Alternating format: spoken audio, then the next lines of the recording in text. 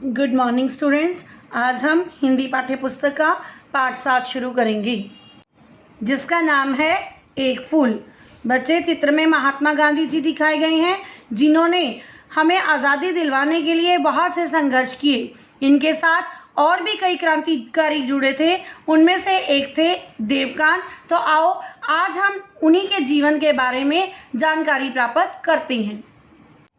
आइए बच्चों, अब पाठ को पढ़ते हैं।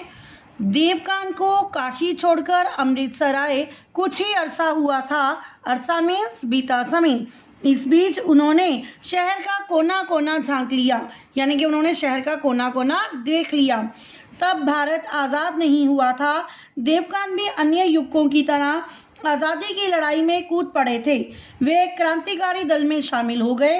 क्रांतिकारियों की धरपकड़ शुरू हुई तो देवकांत जी ने वेश बदल लिया, नकली दाढ़ी मूछ लगाई, फिर अपनी 7 वर्ष की बेटी गौरी का हाथ पकड़कर अमृतसर आ गए। वहां पर शहर के मशहूर वकील सोमेश बाबू, जो कि उनके मित्र और सहपाठी थे, उनके पास सीधे पहुंच गए। सोमेश और उनकी पत्नी माया भाभी ने उनका खूब स्वागत किया और कहा, तुम जब तक चाहो रहो, यहाँ पुलिस तुम्हारा सुराग नहीं पा सकती। हाँ, थोड़ी दाढ़ी और बढ़ा लो तो और भी अच्छा है। यह सुनकर देवकांत के मन का बोझ उतर गया, लेकिन इससे भी बड़ी खुशी उन्हें ये देखकर हो रही थी कि उनकी बेटी गौरी, जो गुमसुम और उदास रहती थी, यहाँ आकर खुश है। असल में सोमेश बाबू की भी छोटी बेटी थी, राधा। राधा बड़ी ही चंचल, हंसमुख, गौरी से केवल 2 वर्ष बड़ी थी। उसने आते ही गौरी को गप्पों में लगा लिया और दोनों पक्की सहेलियां बन गई। अक्सर देवकांत जो थे, सुबह सुबह नाश्ता करके निकल जाते थे और रात को देर से लौटते थे। वकील साहब भी दिन भर अपने कामों में व्यस्त रहते थे। राधा और गौरी दिन भर साथ साथ खेलती और बातें करती। एक दिन राधा ने बातों बातों में गौरी से कहा, गौरी, तुझे पता है हमारे शहर में बापूजी आ रहे हैं, यानी कि महात्मा गांधी। यह सुनते ही गौरी की आंखों में चमक आ गई। हाँ, स्कूल के मास्टर जी ने बताया है, परसों आएंगे वे रेलगाड़ी से। हजारों लोग उनके दर्शन करने जाएंगे, राधा ने गौरी को बताया। यह सुनकर गौरी बोली, तब तो मैं भी उनके दर्शन करने जाऊंगी। पिताजी बता रहे थे कि वे बच्चों से बहुत प्यार करती हैं, पर वे तो चंदा इकट्ठा करने आ रहे हैं आज़ादी की लड़ाई के लिए। तू भला क्या देगी उन्हें? राधा ने गौरी से पूछा। गौरी को देवकांत जी ने कुछ दिन पहले एक ही कन्नी दी थी। गौरी ने अभी तक उसे संभाल कर रखा हुआ था। वह उदास होकर बोली, मेरे पास तो गांधी जी को देने के लिए केवल एक ही कन्नी है। राधा हंसी और बोली, तू तो ऐसे कह रही है जैसे बापू तेरे हाथ से पैसे ही ले लेंगे। अरे पगली, बड़े बड़े लोग आएंगे वहाँ, इतनी भीड़ में भला कोई पास जाने देगा तुझे? गौरी बोली, अपने पिताजी के साथ जाऊंगी मैं, गांधी जी खूब अच्छी तरह से जानते हैं उन्हें। तब राधा गंभीर हो गई और बोली, ठहर, मैं अपनी गुल्लक लाती हूँ, कुछ पैसे होंगे उसमें भी। राधा ने अपनी गुल्लक से पैसे निकाले, 4.5 आने थे। उसने वे पैसे गौरी को दे दिए और कहने लगी, इसे भी रख ले, ये मेरी ओर से बापूजी को दे देना। गौरी बोली, कुल 5.5 आने हो गए, इतने थोड़े पैसे देना क्या अच्छा लगेगा? इससे तो अच्छा है कि मैं उन्हें कुछ फल दे दूं। वाह, खूब मज़ेदार रहेगा, राधा ने गौरी से कहा। फिर दोनों सहेलियां देर तक बातें करती रहती हैं। उस रात जब देवकांत जी घर लौटे तो गौरी ने अपने पिता से कहा, पिताजी, बापू आ रहे हैं परसों, मुझे उनसे मिलवाने तो ले चलेंगे? यह सुनते ही देवकांत जी का चेहरा सफ़ेद पड़ गया। गांधी जी के आने का उन्हें भी पता चल गया था, पर वे अभी उनसे मिलना नहीं चाहते थे। क्यों? क्योंकि वे जानते थे कि पुलिस उनके पीछे पड़ी है। कुछ देर चुप रहकर बोले, अभी नहीं बेटी, कुछ ज़रूरी काम है। पर बेटी की जिद के आगे देवकांत जी हार जाती हैं और वे उसकी हामी भर लेते हैं। जिस दिन महात्मा गांधी जी को आना था, सुबह से ही प्लेटफॉर्म पर भीड़ लगी हुई थी। सभी उनके दर्शन करना चाहते थे। देवकांत भी एक और खड़े थे।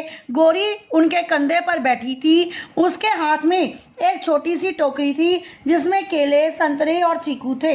लोगों का उत्साह फूटा पड़ रहा था। वे महात्मा गांधी जी की जय जयकार कर रहे थे, भारत माँ की जय के नारे लगा रहे थे। इतने में गाड़ी के आने की सूचना मिलती है। गाड़ी आकर रुकी तो लोग उस डिब्बे की ओर दौड़ जाते हैं जिसमें गांधी जी बैठे थे। गांधी जी उस समय पुस्तक पढ़ रहे थे। उनका ध्यान किताब पढ़ने में था। एक हाथ उन्होंने बाहर निकाला हुआ था। लोग जो भी चंदा देते उसे लेकर वह भीतर रखे थैले में डाल देते, फिर हाथ बाहर निकाल देते। देखते ही देखते बहुत सी महिलाओं ने अपने गहने उतार कर दे दिए। सिक्के और नोटों की तो कोई कमी ही ना रही।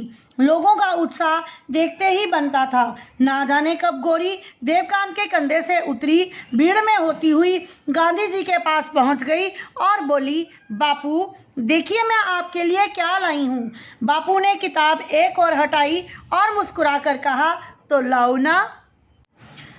ऐसे नहीं बापू, पहले आप बाहर आइए, गौरी ने थोड़ा सा इतलाकर गांधी जी से कहा। गांधी जी ने किताब नीचे रखी और हंसते हुए बाहर आ गए। उन्होंने गौरी को पास बुला लिया, उससे बातें करने लगे। आसपास लोगों की भीड़ भी इकट्ठी शुरू हो गई। देवकांत भी तब तक वहां आ गए थे। बापू बापू, ये मेरे पिताजी हैं, गौरी ने कहा। गांधी जी ने देखा तो देवकांत की शक्ल उन्हें कुछ कुछ पहचानी लगी। देवकांत बोले, आपके लिए आश्रम, मैं आपको आश्रम में मिल चुका हूँ, आपके कई पत्र भी मेरे पास हैं। देवकांत, गांधी जी के होठों से बरबस निकला। बरबस मीन्स अचानक। दाढ़ी बड़ी होने के बावजूद भी वे देवकांत को पहचान गए थे।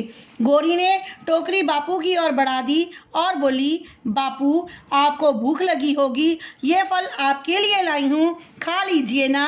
बापू ने टोकरी रख ली, फिर गंभीर होकर कहा, लेकिन मेरी भी एक शर्त है।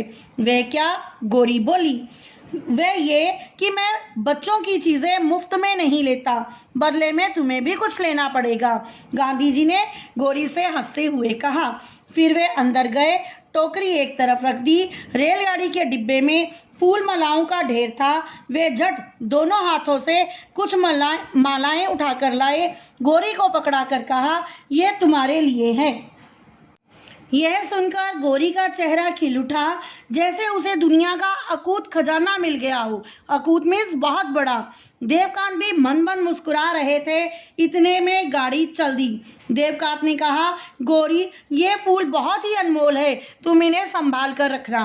धीरे धीरे भीड़ छटने लगी। गौरी पिताजी की उंगली पकड़कर चल ही रही थी। अभी वे प्लेटफॉर्म से उतरे ही थे कि एकाएक पुलिस के 5-7 सिपाही देवकांत की ओर बढ़े और बोले, मिस्टर देवकांत, आपको गिरफ्तार किया जाता है।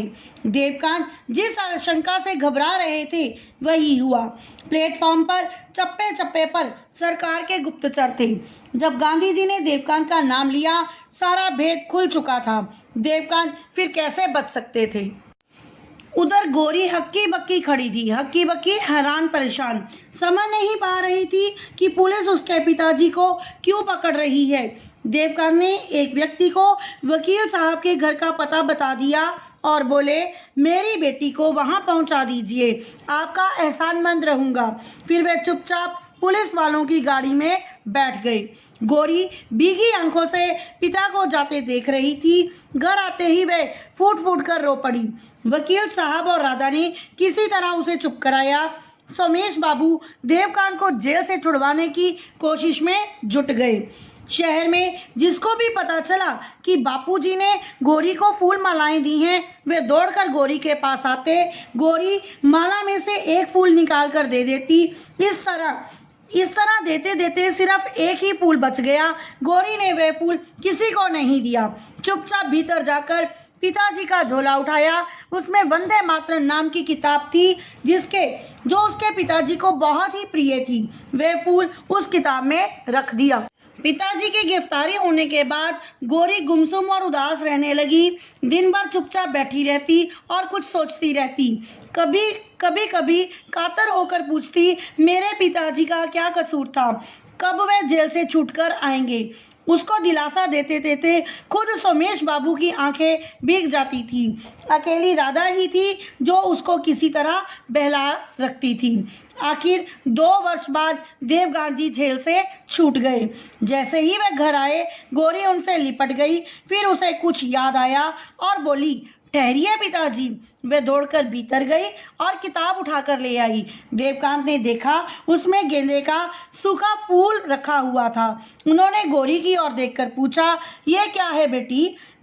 अपने पिता की बात सुनकर गौरी बोली, गांधी जी ने फूल मालाएं दी थी, एक एक फूल सब ले गए, लेकिन एक फूल मैंने बचा लिया, केवल आपके लिए। आपने भी तो भारत माँ की आज़ादी के लिए कष्ट सही हैं। देवकांत ने गौरी को उठाकर गले लगा लिया और उनकी आंखें छल छला उठी थी। तो बच्चों, इस पाठ से हमें क्या शिक्षा मिलती है? हमें शिक्षा मिलती है कि आज हमें जो आज़ादी मिली हुई है, ये आज़ादी ऐसे ही नहीं मिली। इस आज़ादी को पाने के लिए बहुत से क्रांतिकारियों ने और उनके परिवारों ने कष्ट सहन किए। तो हमारा भी ये कर्तव्य बनता है कि आज हम अपने भारत की आज़ादी को बनाए रखें, उसके गौरव को बढ़ाएं। धन्यवाद।